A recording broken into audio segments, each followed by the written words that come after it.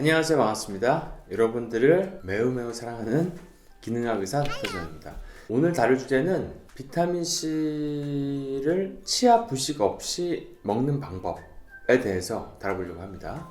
비타민C를 제가 치아 부식에 대해서 별로 신경을 안 썼는데요. 왜 그러냐면은 한 15년 이상 비타민C를 먹었는데도 저는 치아 부식이 안 와서 비타민C가 치아 부식을 일으킨다? 라는 거를 잘 인식을 못했는데 환자분들이 자꾸 질문을 하셔서 제가 한번 찾아봤더니 치아 부식이 일어나긴 일어나더라고요. 특히 많이 일어나는 거는 씹어먹는 추어불에서 나타납니다. 그래서 논문들을 봤더니 그 씹어먹는 비타민C를 오랫동안 먹으면 씹어먹는 비타민C 산도가 2.3 정도 pH가 된다 그래요. 보통 5.5 이하에서 치아 부식이 일어나는데 씹어먹는 추어불 비타민C는 2.3이니까 그걸 씹어먹으니까 치아에 직접 닿는 거죠. 그러니까 이제 치아가 부식이 일어날 수 있다는 얘기거든요. 그러니까 씹어먹는 비타민C는 되도록 안 드시는 게 좋다. 그런 결론을 낼 수가 있고요. 그다음에 우리가 비타민C를 먹을 때 물에 타서도 먹잖아요. 물에 타서 먹을 때 사실 뭐 비타민C 가지고 가글을 하진 않잖아요. 가글을 하지 않고 그냥 먹으니까 치아에 닿는 시간이 적으니까 아마 제가 치아 부식이 전혀 없는 것 같습니다. 근데 이런 걸 하다가 보니까 궁금해가지고 pH 측정기를 하나 사서 이 pH로 비타민C를 물에 희석했을 때 어느 정도 pH가 나오는지를 한번 측정을 해봤거든요. 200cc 정수기 물 그 자체 pH를 재니까 7.6 정도가 나옵니다. 그러니까 우리 몸에 보통 pH 정상이 한 7.5 정도가 이상적이거든요. pH가 너무 낮으면 몸이 산성이 되는 거죠. pH가 예를 들어서 검색하면 막 5.0 이렇게 나오시는 분이 있는데 pH가 1이 10배거든요. 그러니까 pH가 5.0인 사람은 pH가 7.5인 정상인보다 500배가 산성인 거예요. 500배. 굉장히 산성인 건데 그렇게 되면 몸에 염증, 감염, 통증 이런 게 많이 일어나거든요. 특히 이제 암 환자나 몸에 심한 염증 환자, 스트레스가 심한 분들 이런 분들에 이렇게 많이 나타납니다. 그래서 이런 pH를 정상화시키는 것도 몸에 되게 좋은 방법 중 하나죠. 그래서 어떻게 했냐면 물 2리터에다가 비타민C 3g을 탔어요. 정수기 물은 7.6이잖아요. 2리터에 3g을 타면 어느 정도 pH가 나올까? 여러분 궁금하지 않습니까? pH는 자그마치 3.4가 나왔어요. 굉장히 낮게 나온 거죠. 이렇게 많이 희석했음에도 불구하고.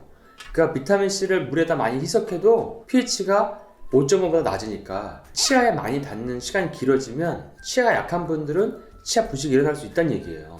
근데 저는 비타민C를 2리터에 한 6g씩 타서 먹었거든요. 그러니까 좀 더 낮았겠죠. 근데 아마 이제 그냥 이빨이 잘 안 닿고 삼켜서 그런 것 같아요. 그래서 다른 것들도 pH를 한번 재봤습니다. 궁금해서. 우리가 알칼리화 시킨다고 많이 알고 있는 베이킹소다, 식용 베이킹소다.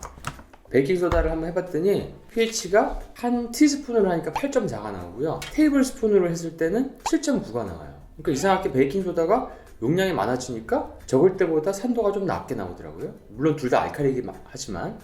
그래서 저게 좀 희한해가지고 이걸 한 번 더 실험했는데 또 똑같이 나왔습니다. 그래서 베이킹소다는 알칼리이긴 알칼리인데 한 티스푼을 먹을 때 더 산도가 높게 알칼리로 나온다. 이렇게 나오고요. 그 다음에 애플 사이다 식초를 한번 해봤어요.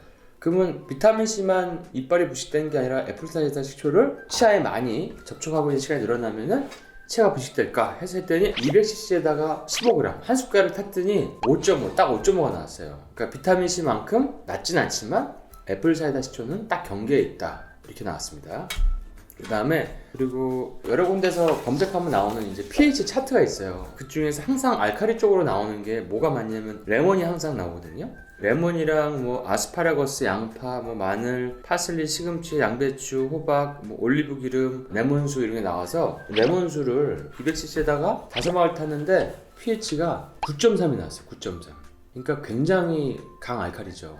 그러니까 알칼리 순을 따지면 레몬 오일이 1등, 그 다음에 2등이 베이킹소다 이렇게 나오는 거예요. 그 다음에 애플 사이다 식초는 5.5니까 치아 부식에 딱 경계, 비타민C는 강산으로 나왔습니다. 그래서 여러분들이 이런 pH에 대해서 궁금하셨을 수 있는데 병원에서 하는 소변 검사를 할 때 잘 설명 안 해주는데 사실 몸에 pH가 나오거든요. 그래서 그 pH를 보고 내가 7.5에 딱 맞나 이걸 보시는 게 좋습니다. 검사해 보시면은 그 부분에 대해서 언급을 안 하는 경우가 굉장히 많거든요. 뭐 단백뇨나 뭐 혈뇨나 요당이나 이런 거에 대해서만 설명을 하는데 pH가 5.0인지 6.5인지 뭐 7.5인지 이거에 따라서 내 몸이 염증을 일으킬 수 있는 상황이 될 수 있는구나, 그런 몸 환경이 될 수 있는구나, 이런 거를 간접적으로 알 수 있습니다.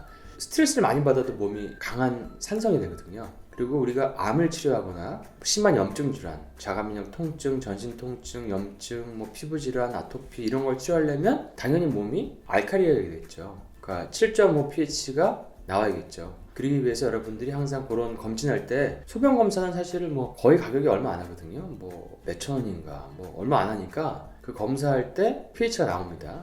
그리고 또 혈액 검사할 때 CO2를 토탈 CO2를 재는 게 있는데 그것도 몸의 pH를 알려주는 그런 검사 중에 하나입니다.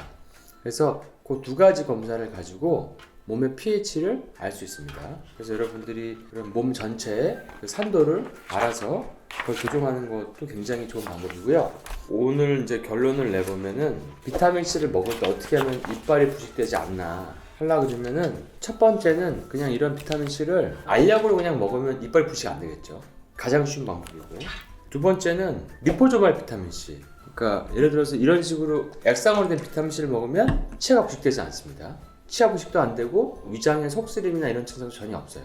그러니까 속이 안 좋아서 비타민C가 많이 필요한 사람, 전에 비타민C와 위장질환에 대한 영상이 있거든요. 그걸 링크를 달아드릴 테니까 보시고, 뭐 헬리코박터가 있고 만성 위축성 위염이 있고 유궤양이 있고 위암이 있으면 점점 심한 질환일수록 위에서는 비타민C를 더 많이 필요로 하거든요. 근데 비타민C 자체가 산성이기 때문에 상처가 있는 경우에는 속이 쓰릴 수가 있어요. 그러니까 그걸 참고 먹으면 속이 좋아질 수 있지만 그 자체가 고통스러우신 분들은 리포조말 비타민C를 활용하시면 속쓰림이 없습니다. 그리고 리포조말 비타민C는 세포로 바로 들어가서 몸에서 고용량 비타민C 주사를 맞는 것만큼의 효과를 낼 수 있으니까 그런 것도 효과적이고요. 세 번째는 이런 가루 비타민C를 드시는 분들, 가루 비타민C는 사실 좋은 이유가 고용제가 안 들어가 있죠. 그러니까 이걸 알약으로 굳히기 위해서 필요한 불필요한 성분들이 안 들어가 있기 때문에 좋지만, 이거를 까서 식사할 때, 하기 직전이나 식사할 때 입에 털어놓고 물을 마시면 되는 거예요. 그러면 치아에 닿을 일이 없으니까 그것도 좋은 방법이고, 실제로 그런 방법으로 비타민C를 드시고 소화가 굉장히 잘 된다 이런 분들이 많이 계셨어요.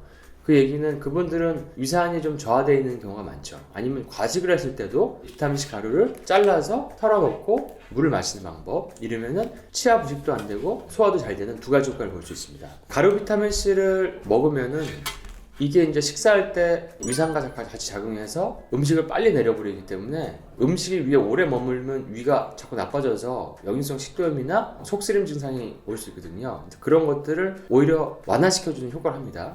그리고 가끔 식도가 비타민C를 먹으면 식도가 안 좋아지지 않나 이런 궁금증을 가질 수 있는 분도 있는데, 이걸 털어서 비타민C를 먹었을 때 식도에서는 거의 닿는 시간이 뭐 순식간에 지나가 버리기 때문에 그런 걱정 안 하셔도 됩니다. 사실 이렇게 식도염 때문에 고생하시는 분들은 식사하고 나서 과일 같은 걸 먹으면은 이게 자꾸 역류가 되거든요. 그러니까 그런 걸 피해 주시는 게 오히려 더 중요합니다. 식도를 안전하게 하기 위해서는. 식사 후에 과일을 바로 먹으면은 계속 가스가 발생하면서 이게 역류가 돼요. 그래서 굉장히 식도염 증상이 심하게 오는 분들이 많습니다. 그래서 과일은 드시려면은 꼭 식전에 공복에 드시자. 그래서 비타민C 자체 가루가 식도에 미치는 영향은 거의 없거나 미미하다, 이렇게 이해하시면 됩니다. 그 다음에는 이렇게 빨대를 활용하는 거죠.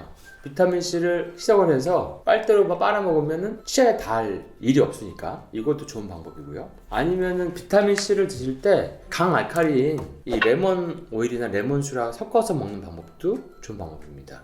이거를 한 5방울만 넣어도 pH 5.5가 넘어가기 때문에 두 가지를 섞어 먹는 방법. 그래서 총 제가 5가지의 방법, 치아가 부식되지 않으면서 비타민C를 건강하게 섭취할 수 있는 방법을 오늘 설명해 드렸습니다.